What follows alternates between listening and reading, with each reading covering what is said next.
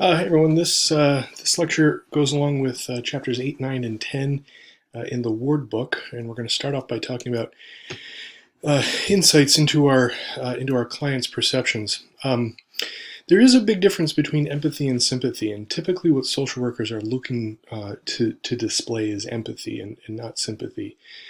Sympathy is really about you, while empathy is really about the other person. So the definition that Ward offers is the ability to put yourself in someone else's shoes and showing that you have capacity to hear and understand, acknowledge, make space for, excuse me, a client's feelings. Sympathy, excuse me, on the other hand, is the ability to share and feel the same emotion as your client. And that often gets in the way of sort of connecting with clients because you're sharing that same emotion with them as opposed to sharing emotional space with them. So empathy is sort of what we're going for here. Self-determination is this other sort of big idea in social work practice, and that's that clients get to make their own choices and decisions. And I'll let you read that the Barker definition from the Social Work Dictionary up there. But self-determination is one of the big factors in the helping relationship, and it's actually one of the ways we help to empower people, is to help them realize that they have the ability to make choices for themselves. We don't want to see clients make the wrong decision, but really the idea of the wrong decision has to come from the client. What's right or wrong has to come from their perspective. It's not up to us to say what's right or wrong.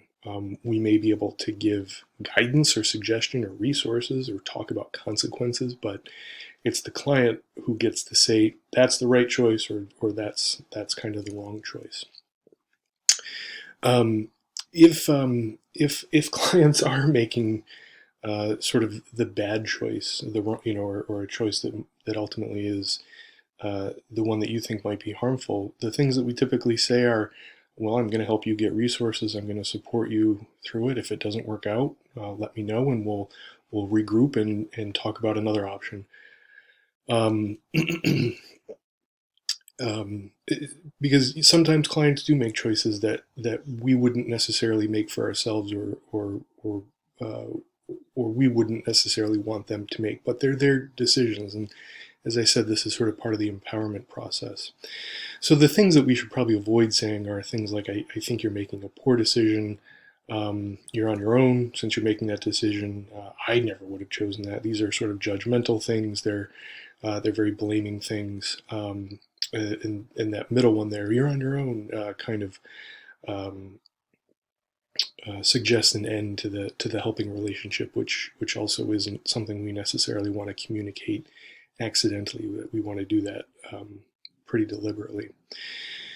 So the human rights, believe it or not, is actually recognized in the International Covenant on Civil and Political Rights, the African Charter on Human and People's Rights, and then it's recognized, of course, in the UN Declaration of Human Rights, which predates both of the 1981 and 1977 documents. So that is a value that we share sort of with the world. Right? So cultural sensitivity and client perception is sort of another thing that you're sort of immediately confronted with in the field. So it's important to consider and discuss, especially in supervision, how you establish relationships, how you do that across cultures, how you do that within cultures, and then what you need to know about norms, values, and ethics of your culture and cultural groups that our clients may come from, particularly when there's differences. We know, and I don't need to remind you that all clients have strengths and resources.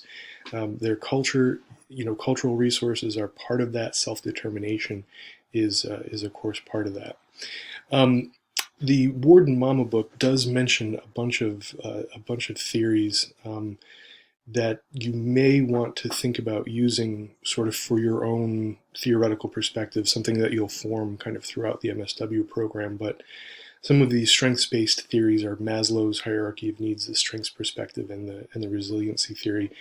We're not going to talk about those theories necessarily in here, but these will be things that you encounter in other courses in the MSW program. Of course, there are, let me just move myself real quick, strengths sort of related to communities as well. If your client population happens to be a community as opposed to an individual or a family, they're often talked about as things like asset-based community development and things like that. And this is how we help communities sort of recognize their strengths. So another big part of social work practice is documentation and writing, and that's what Chapter 9 is all about. Social workers keep extensive records to document our services to clients, to identify clients and sort of think about their problems. Records are used to transfer cases across social workers and across agencies to share information. They're used to facilitate supervision, and then monitor the progress and evaluate kind of the impact of service as well. So the maybe the single most prominent form of documentation are progress notes. But that, of course, depends on the type of work that someone is doing. And Ward Mama gives a nice overview of sort of what needs to go in a progress note. There are a couple of different formats, and some agencies have a format that they prefer people use. Some agencies have their own format. Some agencies tell clinicians that they can use whatever format it is that they want as long as they're comfortable with it. So SOAP notes are there's sections for the subjective assessment, the objective assessment, the subjective notes, or subjective portion of the note, the objective portion, the assessment portion, and then the plan. That's what the P stands for. The DAP note is the data, assessment, and plan, which sort of combines the S and the O parts of the SOAP note. The POT note is problem orientation and treatment plan, and then the POR note is the problem-oriented record. Again, your supervisor should work with you to find a note format that sort of satisfies the agency's requirements and sort of serves your own developmental needs, things like that. Another type of documentation is an intervention plan, and that's really the sort of the backbone of treatment. The intervention plans or the treatment plans talk about what's expected of the client, what's expected of the worker, what goals you're working towards, what objectives you're working towards. It may even be related to things like health or education and vocation, employment relationships, legal issues, obtaining resources, so on and so forth. Some agencies use quarterly notes, and that's sort of a standalone note to kind of update or provide a snapshot of an update of client progress and how things are going.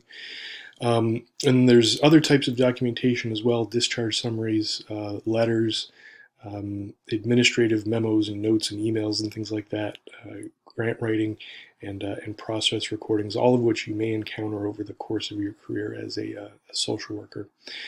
Writing is such a huge part of social work practice, and it is incredibly important to proofread. You cannot write a note, sign it, and put it in the file. We have to assume that someone else is going to be seeing those notes at some point. My typical guideline is to avoid slang or curse words.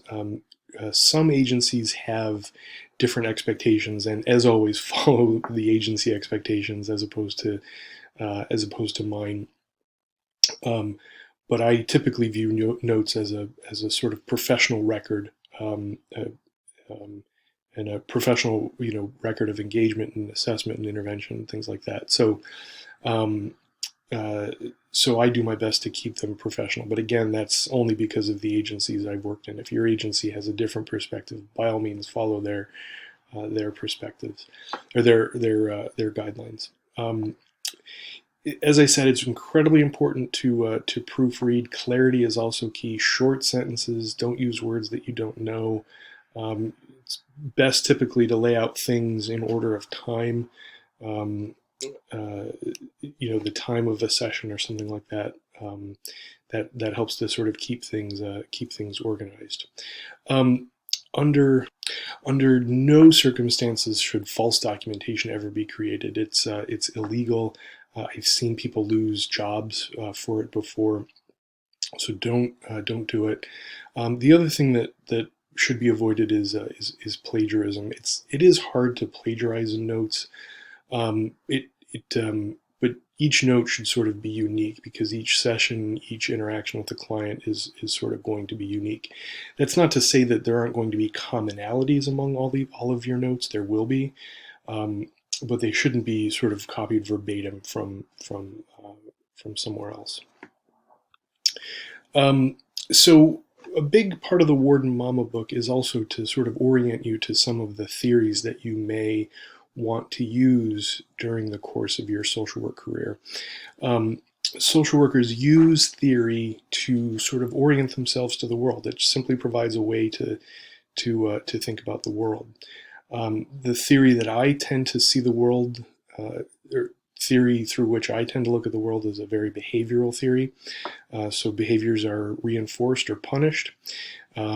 And it's that repetition that either strengthens or weakens a behavior. That's my own preference. You absolutely do not have to follow the same. You absolutely do not have to adhere to my preferences. I don't do a ton of clinical work anymore because I'm primarily a researcher, and that happens to suit my research agenda. If I were doing clinical practice, maybe exclusively or more than I'm doing right now, I might have a different sort of theoretical orientation. Nevertheless, a little bit of sort of history of the role of theory in social work. There was this controversy more than 100 years ago about whether or not social work constituted a profession. Flexner claimed that social work was not a profession because it didn't have a body of knowledge. It didn't have particularly specific and well-defined skills. That's something that was still developing at that point.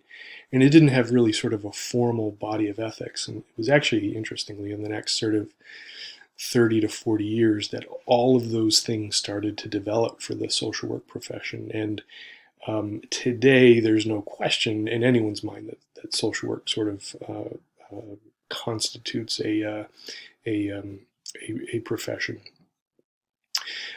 So as I said, you may want to, you absolutely do not have to adopt the same theories, same theoretical orientation that I do or any of your instructors do.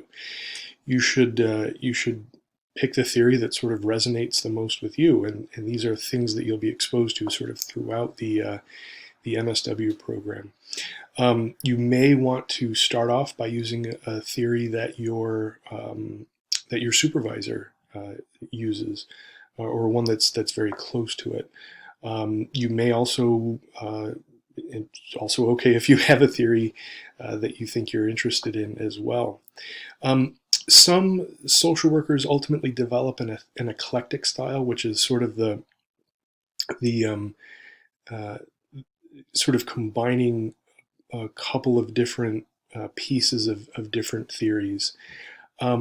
This is not necessarily something to do while you're still in graduate school or while you're a new professional. Leave the eclecticism until you've been in the field and practiced for 4 or 5 years. Then you can start to pull from different theories, and it may happen sort of naturally as a matter of course. So we talked about some strength-based theories a couple of minutes ago. Here's a couple of person-centered theories: existential, humanistic, empowerment, strengths perspective, solution focused. All of these are very much used in kind of clinical practice or micro practice with individuals. All of these might be used in hospital settings when you're doing discharge planning, things like that. Behavioral theories, like I mentioned a couple of minutes ago, behavior modification is one of them, or just plain old behavioral theory would be kind of another one. Cognitive behavioral theory sort of arose in the second or after behavioral theories in the 60s and 70s. Albert Ellis developed rational emotive behavior therapy, cognitive theory, cognitive therapy.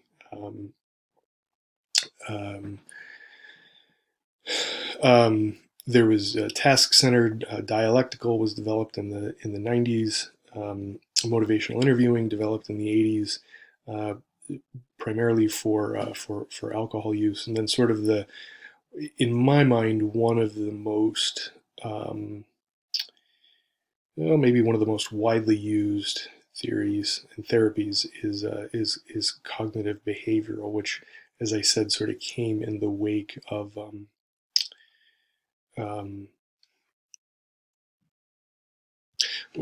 sorry about that. Like I said, sort of came in the wake of advancements in behavioral theory.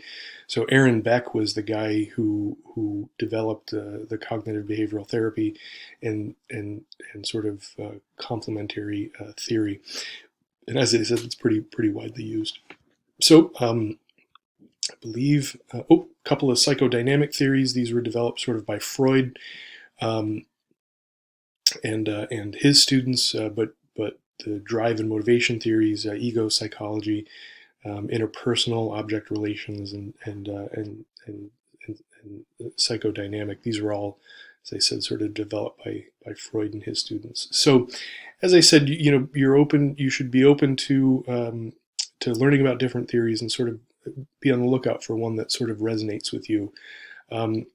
As always, if you have any questions, feel free to let me know. Thanks for watching.